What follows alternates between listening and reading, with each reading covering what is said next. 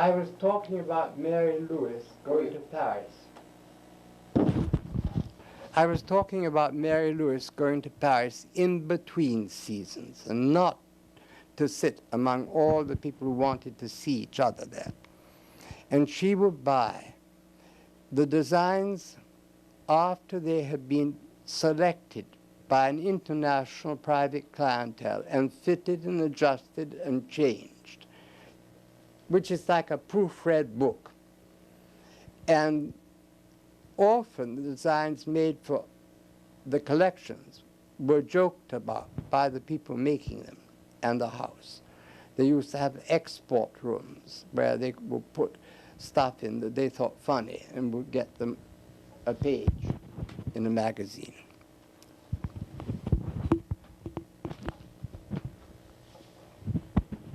Well, okay.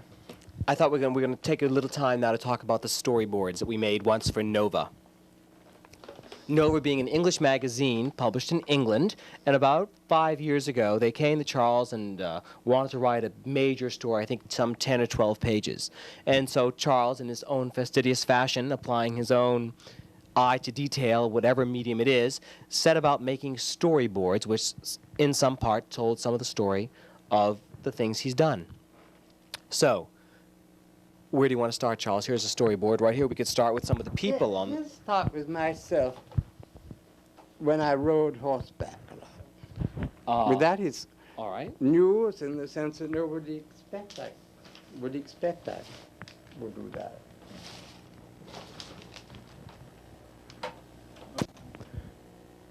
Charles, we've decided to start with you. I think. That's me. In the days I used to ride. How old were you here? 13. And where were you? At Wellington, near Wellington College. In England. On the Duke of Wellington's estate. There was no house, but a great many woods and a long, long hill, 2 miles long, from the top of which you could see 4 counties. And this was during the school term? No, because I was at Harrow. And where I think Cecil Beaton was a classmate of yours. Churchill, too, and Lord Byron, and 1 or 2 other quite well-known. Not with you, though. In spirit. What was it like at Harrow in those days? Well, I came to enjoy myself the year I left. I decided I didn't like cricket. It was too slow. And I didn't like to catch a hard ball and break my hands as I played the piano. So I got out of cricket due to a Boston doctor who'd operated on my feet. Quite unnecessary. It was quite fashionable then, like having one's tonsils out. But it was enough to get me out of football and cricket. Football always was in a fog, and the mud was deep. And I found a better use for my time. Which was?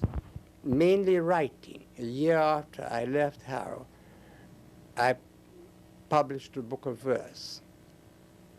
And then I published one the next year, too. What were they called? I can't remember the titles. I do know some of the poems because my aunt cut them out. And I have one of the books somewhere around. But they're collector's items because my verse was then published in Poetry Magazine in Chicago, which is the top poetry magazine in America, run by Harriet Monroe, who launched all sorts of people. The Midwest was a far greater literary center than New York. Can you recite No. any of the titles of the poems? No, I wouldn't try. Do you still write poetry today, Charles? I've got a whole volume written about the time I moved into the hotel, which I've never looked at since. Was this during the erotica period? It was when my father died. It was a sort of rebellion. What is the nature of the poetry? Mainly love poetry. If you want me to say they were homosexual, they weren't all. Why would I say never that? believed in homosexuality. I believe people are either sexual or they're not. I'm sure that your children will be happy to hear that, Charles. One could hardly have children if one were devoted to only one activity. That's what I mean.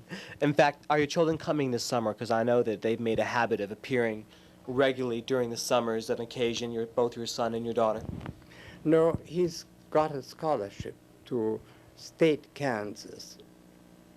And if he goes through their program, which is 4 years, he will be earning quite a large sum at once on graduation.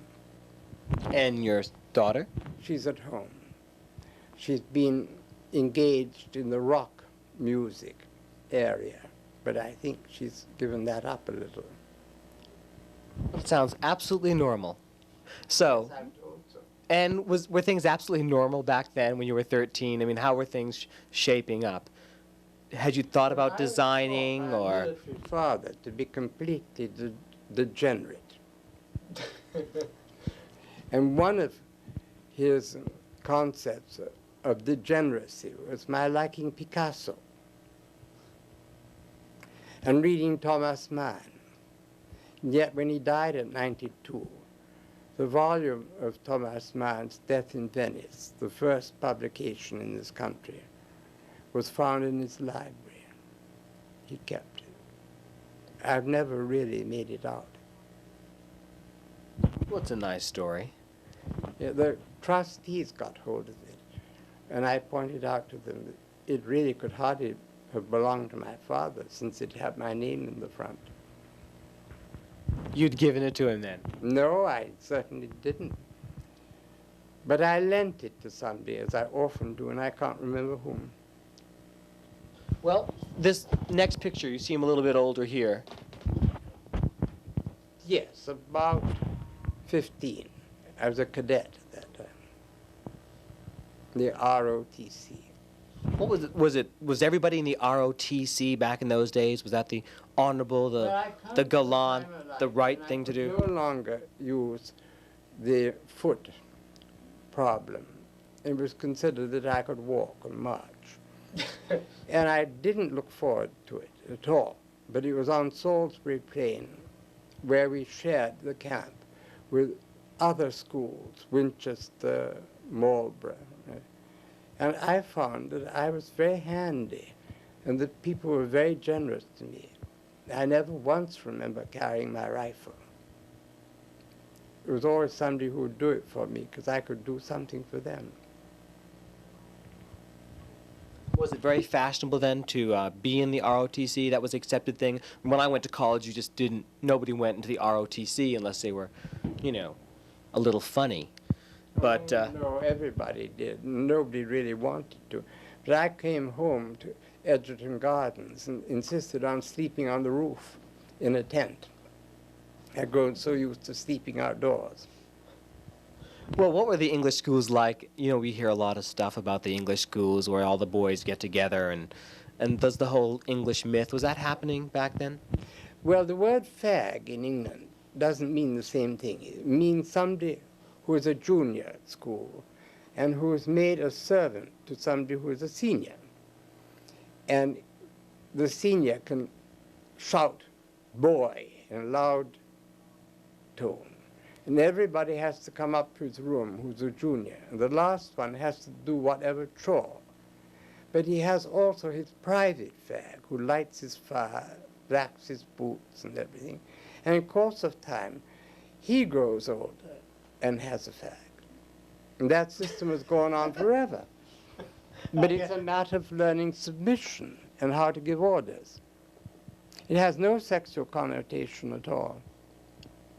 That, while associated with the aesthetes, actually was only really practiced among the very straight football teams, captains, cricket teams. And they were the first to go up to London and meet Bond Street whores, and go to Oxford, and get married usually too young. Whereas the boys at school who had the quality of a hall were called house halls, and many of them joined the Guards later.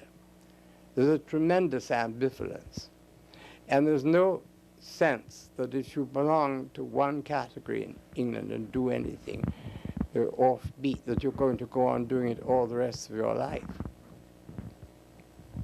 I fell in love violently with Evelyn Waugh when I was at Harrow, but there was no sex involved at all. But I can tell you all sorts of people who were on the football team who were always carrying on. Well, times haven't changed much. What was happening here? This is you again, Charles. I was sent to Chicago as the ward of Samuel Insull, How old were you then? czar of the utility world. Had you thought about designing at 13 or 15, by the way? I suppose so. My mother dressed very well. Her mother paid for it, I believe. She went to Paris every year in Carlsbad with her mother and aunt. And that's my mother. And I remember it being taken. Can you pan in on that or not? I don't know how you pan in on radios. You just turn a handle, I suppose. And next to that is your father in military. Yes. And then Churchill, and my grandfather who tutored him, and who had the most prominent, Churchill is here, right? yes, coaching academy in England. This is your grandfather who had the coaching No, academy. the other way around. This is Churchill. Yeah. Yeah. He mentions your my grandfather. grandfather in his biography, as does his son. The houses are still on Lexham Avenue, and the school is called Jimmy's. What's this? Is this actually the school? It was a party given at Sandhurst with Churchill in the middle. Here? I can't remember which one. Was your without grandfather glasses. there too? Oh, no. It was one of those Taking the picture? semi-drag parties. You know, Churchill got into an Oscar Wilde-type scandal at Sandhurst. I didn't know that. Yeah. It's in the Portrait of Jenny. What is the story, briefly? What happened? Well, it concerned another boy who wanted to climb socially and who they made into a victim and beat, and who brought a case against Churchill. Winston? Yeah, and his family. And it was bought off. Well, you don't exactly look like an electrician in this shot, Charles. No, but electrician doesn't mean what you think.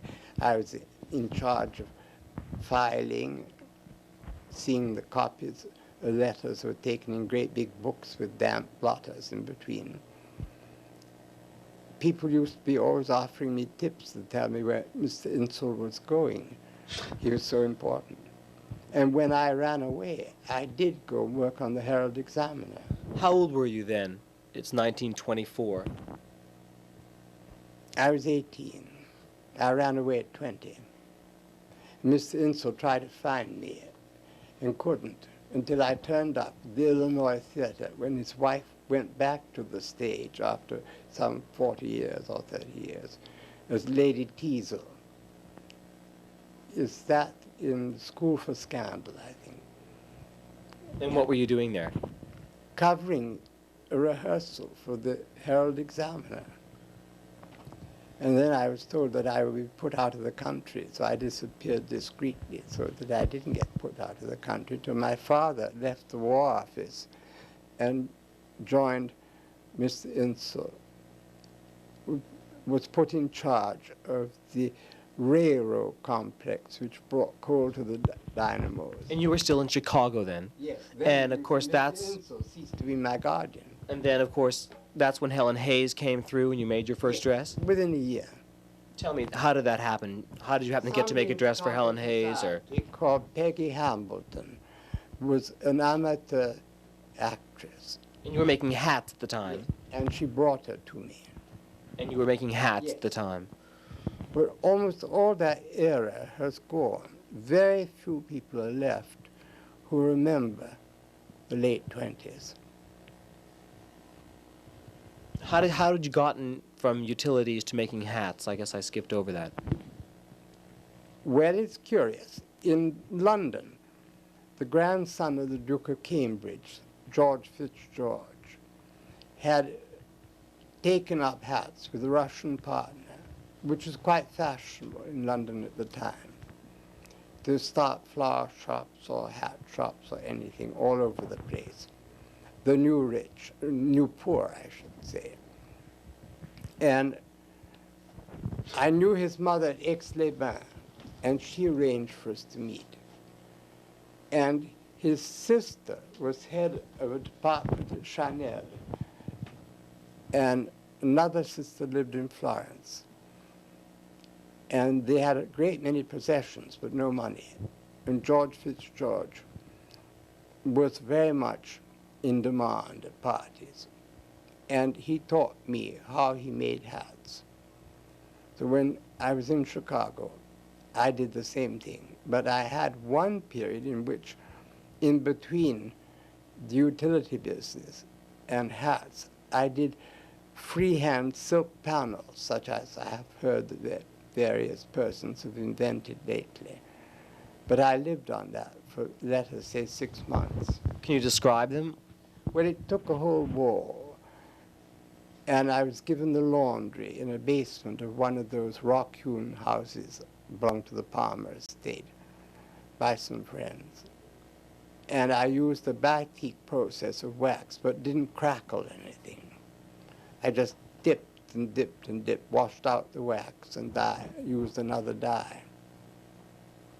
The last person I know to have conserved one was Mrs. John Drake, who's now in heaven. You know, the Drake Hotel people, who were old family friends. I may be one of the only people left with a memory sufficiently intact to tell you who was who in Chicago from 1890 on, because I would have known from my mother. Obviously, think that knowing about the past, about the roots of the past, about the roots of a design, going back to the original base is very important, a point to build a future. Is that correct? Yes, I do. I don't think there is a present. It's gone before you can pin it down. There's only a big, big bridge between the past and the future.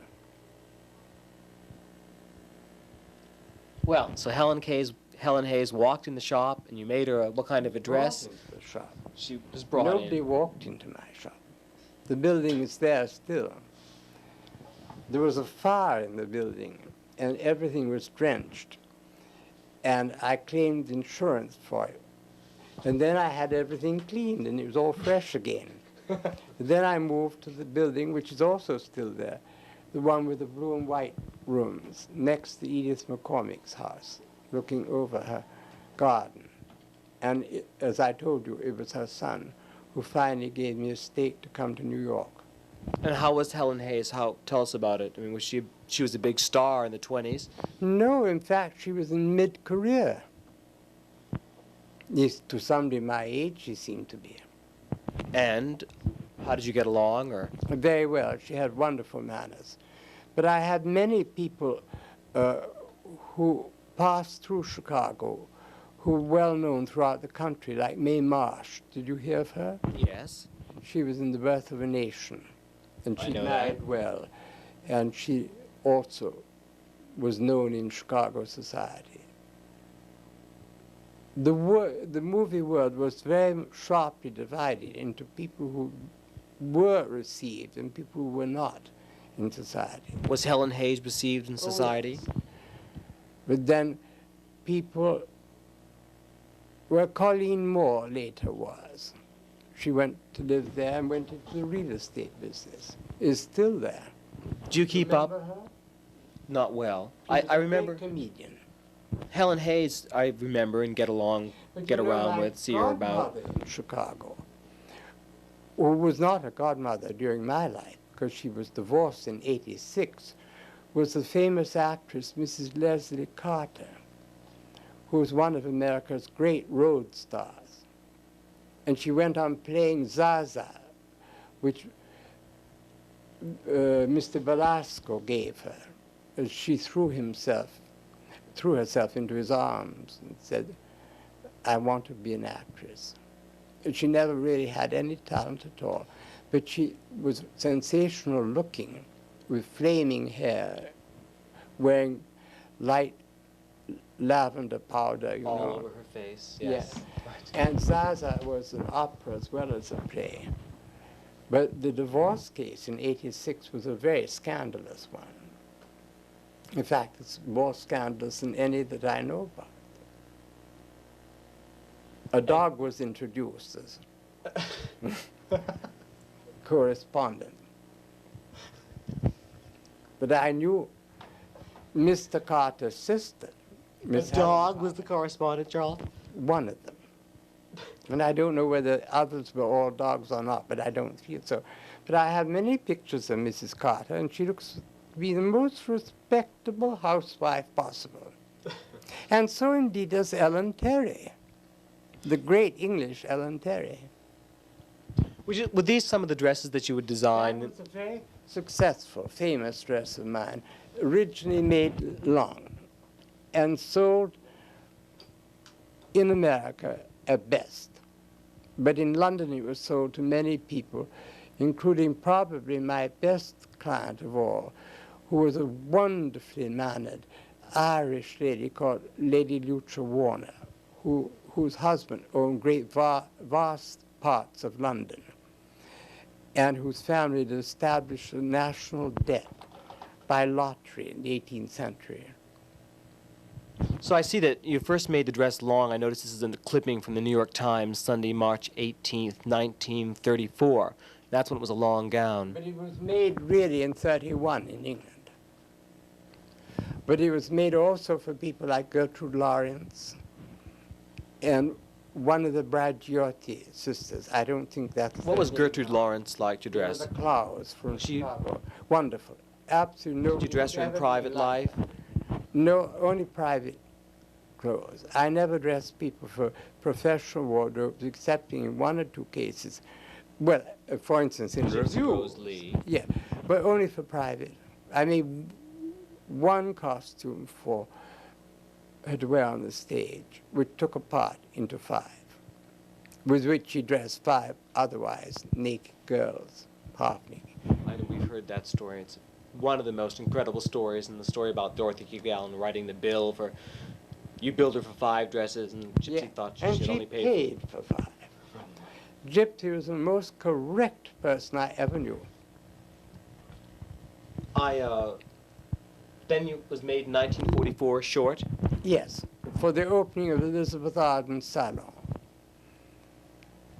which all came about because Magnans, which bought a lot of Arden products, have found her so difficult a client in the custom department that they'd sent all the clothes back, refused to carry out alterations, and gave her a check for whatever she paid. And she was so angry, she asked me to come around and said that she would put a block of money at my disposal in the Fifth Avenue Bank that I never should want again. And I let her have my work people and established her first workroom and decorated her salon. Elizabeth Arden. Yeah. You went on to have many famous rows, I know. No, what happened was that the first big collection was shown at St. Luke's Hospital in Chicago, which is the hospital that gives the yearly fashion show. It's a smart thing to be on the board of St. Luke's. My grandfather was the trustee of longest standing. And I had such success. I flew Mrs. Hearst out when she was Countess Cassini. And it stopped the show. And Elizabeth Arden, at that time, not receiving social mention in columns any more than anybody in trade, waited till the end of the week for the Sunday papers, and not finding herself in them, came back in a rage, and then said that I must leave within an hour, had all the keys changed to everything, gave the collection of my work on time later in the week, my mother having died the day after I came home. She chose to give the collection at the time of the funeral, knowing my mother through me. And Why was that? Miss Arden felt obliged to prove that she could do anything she wanted because she'd come up the hard way. And the show was scheduled for that day, and she wouldn't cancel it. She had a very difficult job. She was a great pioneer, and she had more charm than anybody excepting Eleanor Roosevelt. And did you attend the show? Did you supervise the show? No, but Miss Pope, who died so Virginia Pope. yes, The writer. refused to take my name off the show. The other papers, because of Arden advertising, did. Then I wrote... They claimed it was, they didn't give you credit for the dresses in No, the show? no. Who did they give the credit to? Times did. The New York Just to Times. Miss Arden, who of course had never cut anything excepting her nails. Well, this says 1946, Yes. and of course this is a That was tracing of made a... first for Mrs. Leiter, if I remember rightly. Is that a sketch you made, or a drawing, or... That is traced off a projection on the wall, a lantern projection. I had a slide of the original picture in Harper's Bazaar, but you can't put an original a slide on it. And this, of Oh. course, That was is... Town and Country, Millicent Rogers. She was the one, of course, who a great deal of her clothes are in that Yes. exhibit at the No, Metropolitan. they're mainly in Brooklyn.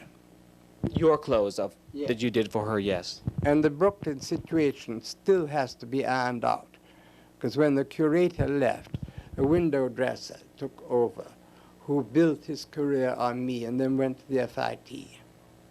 And he destroyed every one of the 16 projects we had going, and for which he'd asked for money. Are the clothes that are in the Brooklyn now safe and cataloged They're and safe, properly but they're stored? not cataloged. And there's no air conditioning. And in all other go-ahead museums, the air control is very important to the preservation of clothes. Well, can't you? Would you like to take all the clothes away from the Brooklyn Museum? Yes. Can you do that? I can't, because I got other people to give them, and many of those people are dead. But for instance, the Edward Ryerson family of Chicago, you've heard of them, haven't you? Yes. The Ryersons founded Inland Steel, and Mrs. Clive Runnels, whose father-in-law was the Pullman lawyer, they gave money to the museum to buy some 300 of my work drawings. And the window dresser, whose name is Robert Riley, though I hate to give him the least publicity, told the head of the FIT within the last 4 months that they were all still a museum.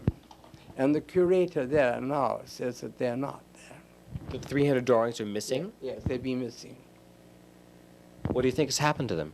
I think the same thing happened to them as to the Pascal lithographs, which were left at the Ravogue School, and which he picked up together with suitcases containing the children's clothes, took to the museum without my authority, and kept there 7 years. Speaking of Pascal, I know that he was not only a great artist, but of course a friend of yours. And here I believe is a little drawing that Pascal made of Charlie, as you were called then. I'd started making hats, as we know, and I had just, within a few months rather, I sold them to Best and Company and had a full page in the Times. And my father wouldn't let me use my family name, so all that was explained in the text of the ad. And there was no name on the hats then? No, I put a French name on, which is was Boucheron. It was the name of a friend of mine. But I didn't tell you that after leaving Harrow, I was sent to a school in Bordeaux for backward students, but mainly to study music, because there was a great pupil, Ravel, there. And I really never went to the University of Bordeaux. I was supposed to go, but I had a piano taken into the school where of backward students. And between playing things for Chevalier and Ravel all together, and knowing the many families in Bordeaux society which are English, you know, because Bordeaux was English for 300 years. And I used to go out a great deal with them. In fact, my first knowledge of brothels came from Bordeaux, where there are streets of one-story houses with stable-like doors, you know, and fat women in their 60s who slant straight from their chin to their toes, you know, and apparently the butt of naval desire. Yours? No, not mine, but I was interested in the scene. And I was particularly interested in the tall tennis player of the Deleuze family, which was technically put in charge of me.